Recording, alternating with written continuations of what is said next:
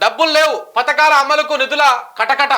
ఆచితూచి వ్యయం చేస్తున్న రేవంత్ సర్కార్. రైతు బంధు, ఫ్రీ బస్సు పథకాలకే నిధులు, మిగతా పథకాల జోలికి వెళ్లకుండా జాగ్రత్తలు. త్వరలో 200 యూనిట్ల లోపు ఉచిత విద్యుత్తు, 500కే గ్యాస్ సిలిండర్ పథకాలు ప్రారంభం. ఈ రెండింటికే నెలకు 500 కోట్లు అవసరం. నిధుల సర్దుబాటు పైన సర్కారు ప్రత్యేక దృష్టి. డబ్బులు లేవా? సిగ్గులేదురా రాస్తందుకు వార్తలు చెప్తందుకు? కొంచెం అనిపిస్తలేదు? నేను చెప్తా ఎక్కడ పోయినా పైసలన్నీ ఇప్పుడు నేను చెప్తా. ఇను చెప్పనా?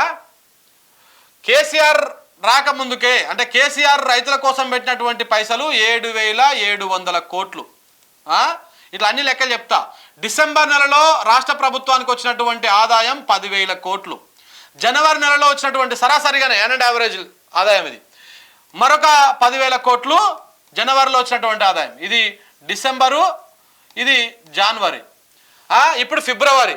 ఇక దీంతో పాటు 15,000 కోట్ల రూపాయలు, 15,000 16,000 కోట్ల రూపాయలు అప్పు తెచ్చిర్రు, డెప్ట్స్.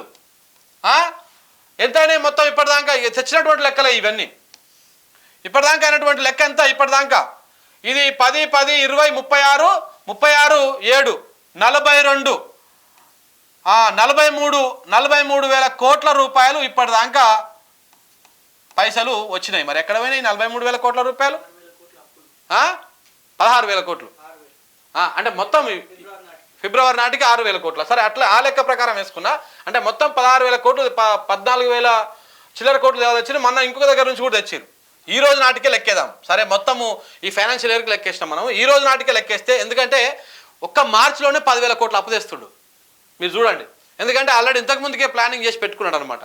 ఇట్లా ఈ లెక్క కాడికి వేసుకుంటే 26 ప్లస్ అదొకటి 33,000 కోట్ల రూపాయలు రాష్ట్ర ప్రభుత్వం వచ్చిన కాడ నుంచి, అంటే ఇక్కడ కాంగ్రెస్ ప్రభుత్వం వచ్చిన కాడ నుంచి వచ్చినటువంటి ఖజానాలో ఉన్నటువంటి పైసలు ఇవి. 33,000 కోట్ల రూపాయలు ఎక్కడ పోయినాయి? ఒకవేళ ఇన్ని లేవా చెప్పు, శ్వేతపత్రం తీసి చూపి ఎన్ని వచ్చినాయి. డిసెంబర్ 9 నాడు 7 నాడు నీ ప్రభుత్వం ఏర్పడింది. డిసెంబర్ 7 నుంచి ఇది ఫిబ్రవరి 20 తారీఖు ఇవ్వాల. ఇన్ని రోజుల వ్యవధిలో అప్పుడున్నటువంటి ఖజానాలో పైసలు ఎంత, ఇప్పటిదాకా నువ్వు పెట్టింది ఎంత ఆదాయం వచ్చింది, ఆ లెక్కలు తీసి ప్రజల ముందు చూపి. స్టేట్మెంట్ ఉంటుంది కదా, ఆ స్టేట్మెంట్ తీసి చూపి. ఎక్కడెక్కడి నుంచి వచ్చింది ఆదాయము, ఎక్కడెక్కడి నుంచి అప్పులు తెచ్చినాము, ఎంత ఆదాయం వచ్చింది, ఏమైంది. సరే, 2 నెలల పాటు జీతాలు ఇచ్చినావు, అది వాయే. తర్వాత రైతు బంధుకు మొత్తం అందరికీ వేస్తే, గత ప్రభుత్వం ఇచ్చినట్టు ఎలాంటి తారతమ్యాలు లేకుండా అందరికీ వేస్తే 7,700 కోట్లు అవుతుంది. కానీ 7,700 కోట్లు రాలే. అయితే మనకు రైతులకు ఇస్తానికి పైసలు లేవు, కానీ కొడంగల్కు 3,600 కోట్లు ఎత్తుకపోయిండు. 3,600 కోట్లు కొడంగల్కి పోయినాయి. ఒక 300 కోట్లు, 300-400 కోట్లు అటు ఇటుగా మధురకు పోయినాయి. ఇట్లా కాంట్రాక్టర్ల బిల్లులు ఇవన్నీ చెల్లింపులకు ఆ కార్యక్రమాలు అయినాయి. మన చెప్పలే ఎవరైనా కాంట్రాక్టర్ మంత్రి పొంగులేటి శ్రీనివాసరెడ్డి. రైతులకు ఎండబెట్టినా ఏమైనా సరే, కానీ వీళ్ళకి మాత్రం బిల్లులు ఇవ్వడానికి ఆయన ట్రై చేస్తారంట. నేను ముఖ్యమంత్రి గారితో మాట్లాడతా, ఎందుకంటే నేను కూడా ఒక కాంట్రాక్టర్ కాబట్టి మాకు పైసలు కావాలని చెప్పేసి. సో ఇట్లా దాదాపు 33,000 కోట్ల రూపాయలు వచ్చినాయి. 33,000 కోట్ల రూపాయలు మరి ఎక్కడ పోయినాయి? రేవంత్ ఉన్నాయి చూపిస్తావా? అవి లెక్కలు చెప్పాలి కదా మరి.